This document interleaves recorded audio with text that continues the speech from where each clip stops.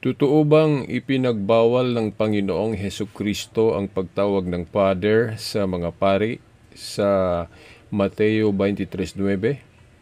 Uulitin natin ang tanong. Totoo bang ipinagbawal ng Panginoong Hesukristo ang pagtawag ng Father o Ama sa mga pari sa Mateo 23:9? Tama ba ang interpretasyon ng mga Protestante, SDA o Sabadista, INC o Iglesia ni Cristo, Born Again, MCGI at iba pa tungkol nito, Tama ba ang kanilang akusasyon sa ating pananampalatayang Katoliko na ang pagtawag ng Ama o Father sa pari ay labag ito base sa ating mababasa sa Mateo 23:9 na ipinagbawal ni Kristo ang pagtawag ng Father ng sino man ito sa lupa.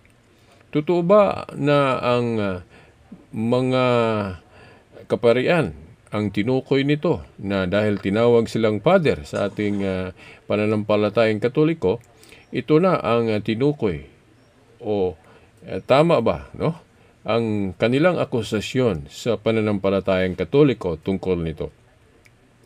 Okay, pakinggan ninyo ang sagot. Ang Mateo 23:9 na huwag magpatawag ng Father, hindi iyon unawaing bawal talaga ang titulong Father o Ama para sa tao. Dahil kung gano'n natin ito unawain, ibig sabihin, maling tawaging Ama o Father ang head o puno natin sa pamilya. Di ba? Kung mali, kung tama ang unawa nila, so mali din yung pagtawag ng Ama sa leader ng ating pamilya. Yun naman ang itawag natin, di ba? Pero ang context kasi sa Mateo 23:9 na huwag magpatawag ng Ama o Father dito sa lupa, mauunawaan natin ito kung basahin natin ang ibang mga talata kahit na mula Mateo 23:1 hanggang Mateo 23:12. Uulitin natin, mauunawaan natin ito o ang tamang unawa nito kung ating basahin in context ang pagbasa sa mga talatang ito mula versikulo 1 sa simula sa chapter, mula versikulo 1 kahit na hanggang 12 lang. Mateo 23, versikulo 1 hanggang 12. Kung in context natin ito uunawain, talagang maunawaan natin ang tamang context nito. Okay. Ang pinagsabihan kasi ng Panginoong Hesukristo sa mga talatang ito ay ang mga Pariseo at mga guro, mga teachers of the law. Okay, uulitin ko. Ang subject matter sa mga talatang ito o ang paksa dito, tumukoy ito sa mga Pariseo at mga teachers of the law o yung mga guro ng batas sa panahong iyon. Ito ang tinukoy ng Panginoong Hesukristo sa pagsasabi nito. Hindi ito tungkol sa mga pari sa simbahan na tinatag o sinimulan niya. Ibig sabihin, hindi ito tumutukoy sa mga paring Katoliko. Ang tinukoy dito sa mga talatang ito ni Kristo sa kanyang pagsasabi na huwag magtawag ng Ama dito sa lupa, ang tinukoy niya na huwag tawagin na Ama o teacher. Iyong mga taong tinukoy niya dito, yung mga Pariseo at mga teachers of the law sa panahon na iyon.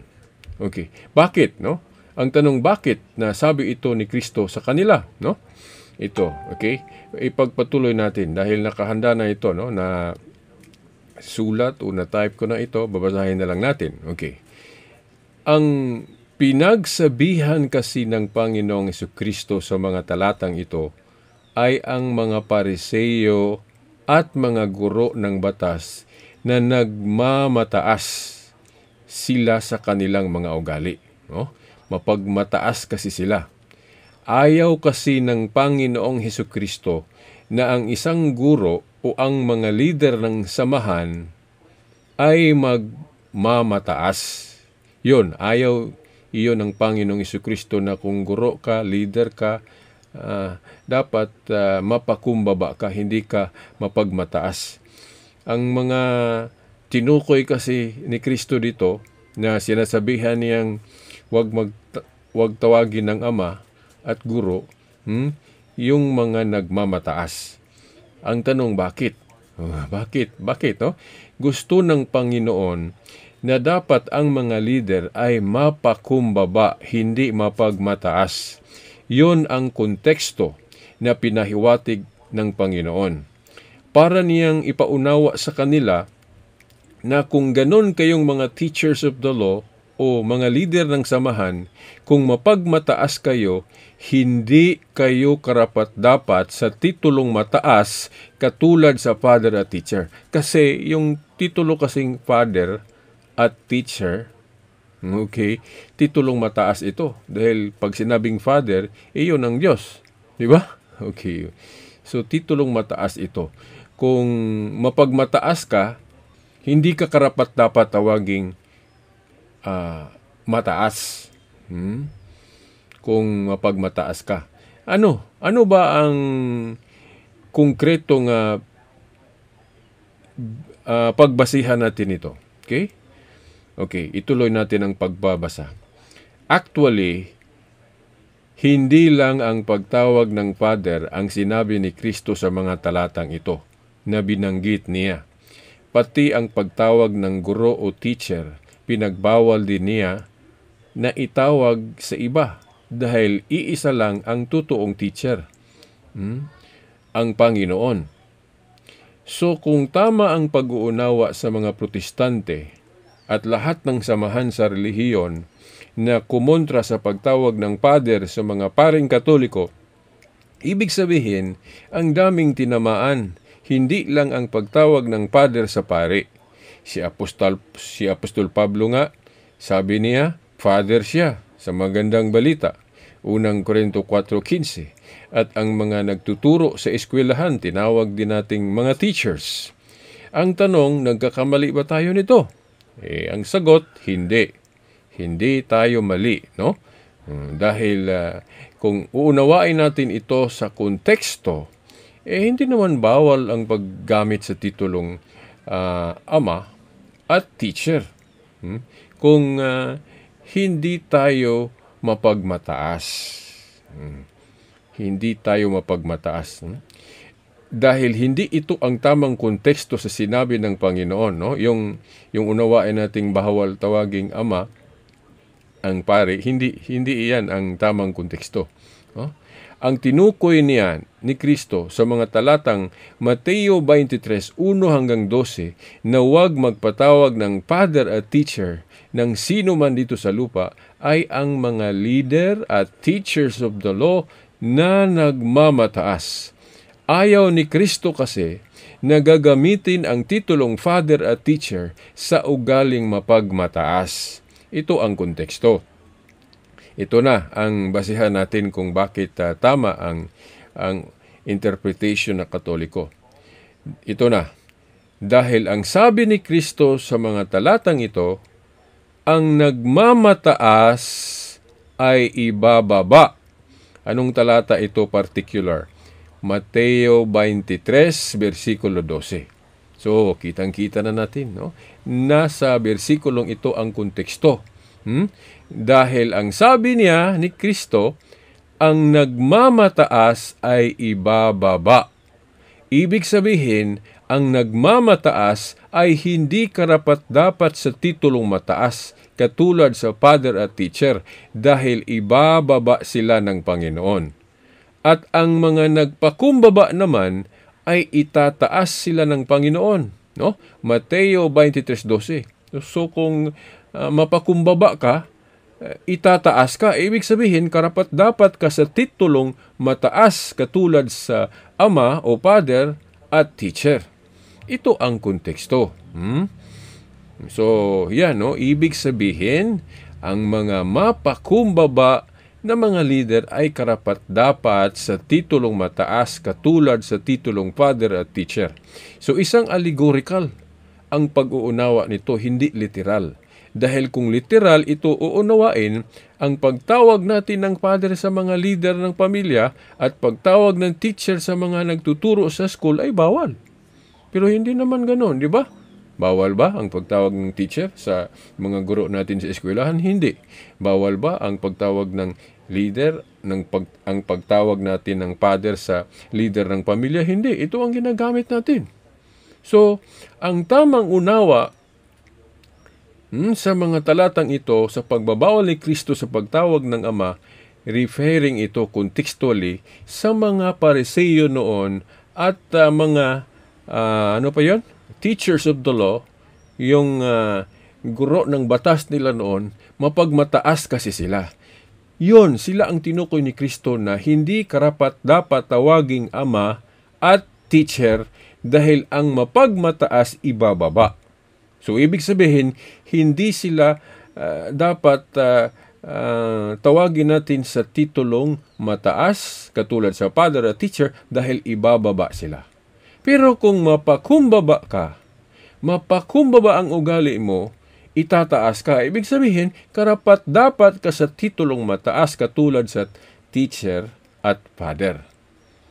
So, yun ang tamang konteksto sa pagsasabi ni Kristo na huwag magtawag ng Ama ng ninuman dito sa lupa. Hindi ito literal, allegorical ito.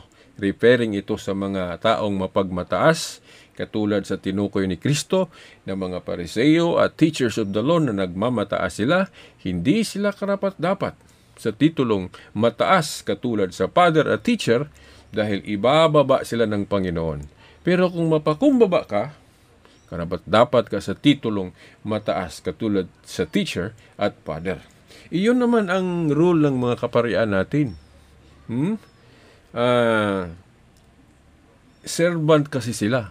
Ibig sabihin, dapat susunod sila sa kung anuman ang tinuro ng Ebanghelyo. Kung susunod tayo sa tinuro ng Ebanghelyo, ibig sabihin, nagpakumbaba tayo. So yun ang rule ng mga kaparian. Dapat mapakumbaba dahil sugo kasi sila ng Panginoon .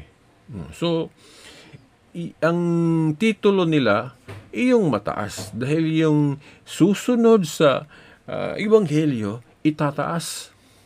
Di ba? Ibig sabihin, ang titulo nila Ama at Teacher. Pero wag lang gamitin dapat ito sa pagmataas. So, ibig sabihin, ang tinuro dito, ang konteksto sa Ebanghelyo na ito ay dapat magpakumbaba. Yun ang konteksto. Na ngayon, puntahan natin ang ibang paksa. Ito na ang ibang paksa. Bakit Pope o Chief ang office o tungkulin ni Apostol Pedro ayon sa aral Katoliko? Bakit tinawag nating Papa o Father o Pope o Chief ang tungkulin ni Pedro? Di ba? Sa ating paniwalang Katoliko, tinawag natin na Santo Papa o Holy Father ang susuguin ng Diyos, katulad ni Pedro. Ano ba ang basihan nito sa Biblia? Okay, babasahin natin ng Lucas 22:26 sa New International Version or NIV. Okay. Sa New International Version, ito ang pagkasalita. But you are not to be like that. Instead, the greatest among you should be like the youngest, and the one who rules like the one who serves. Okay. The one who rules like the one who serves. So yung susuguin, tinawag sa New International Version sa Luke 22:26, rule. Mamahala. Mamahala ang tungkulin niya. So ibig sabihin, parang puno o ulo. Sa King James Version, ang translation, chief. So ulo, chief. Parang Chief Justice. Babasahin natin sa King James Version. Okay. But ye shall not be so. But he that is greatest among you, let him be as the younger, and he that is chief, yung ulo, leader, as he that doth serve. So yung susuguin, yung siservisyo, yun ang chief. Okay. Sa sa Revised Standard Version naman, RSV, ang salin ganito, but not so with you. Rather, let the greatest among you become as the youngest, and the leader as one who serves. So yung leader, sa leader ang translation sa Revised Standard Version, yung susuguin. Bakit kinukote natin ang mga translation na ito? Na yung susuguin ng Panginoon, tatawaging leader sa Revised Standard Version. Sa King James Version naman, chief. Bakit kinukote natin ang bersikulo na ito sa Lucas 22:26? Sa dalawang translation, chief at leader. Sa Revised Standard Version, leader yung susuguin. Yung sa King James Version, chief. So, bakit kinukote natin ito? No? Dahil sa lahat kasi ng mga apostol, kasi, nang paakyat na si Kristo ng langit, si Pedro ang sinusugo niya. Sinusugo niyang papastol sa kanyang mga tupa. So, ito ang basihan natin kung magsabi tayo na bakit Katoliko ang tama. Katoliko ang tama dahil yun kasi ang sinabi ni Kristo. Yung susuguin, yun ang chief, yun ang leader. Anong talata? Lucas 22:26. Uulitin natin, Lucas 22:26. Ang istorya kasi nito, yung mga apostol, they are quarreling, nagdidebate sila kung sino sa kanila ang leader, sino ang chief, sino ang puno nila, sino ang parang high priest, okay, sino ang leader nila sa mga apostol. Si Kristo naman, hindi naman nagsabi na walang leader sa inyo. No? Katulad sa mga protestante, sabi nila, pantay-pantay na daw ang tungkulin ng mga apostol. Walang mataas sa tungkulin nila. Pantay-pantay lang daw. Pero sa aral Katoliko, hindi. Sa 12 apostles, si Pedro kasi ang chief, ang leader. No? Ano ang basihan nito? Ito, Lucas 22:26. No? Yung susuguin, siya ang leader. Siya ang chief. No? Lucas 22:26. So, tama ang Katoliko. Yung paakyat na si Kristo ng langit, nandun lahat ang mga apostol. Sa lahat sa kanila, si Pedro ang sinabihan. Pedro, pakanin mo ang aking mga tupa. So, ibig sabihin, si Pedro ang sinugo niya na papastol sa kanyang mga tupa. Ang mga tupa ni Kristo, lahat-lahat. Diba? Kasama na yung ibang mga apostol.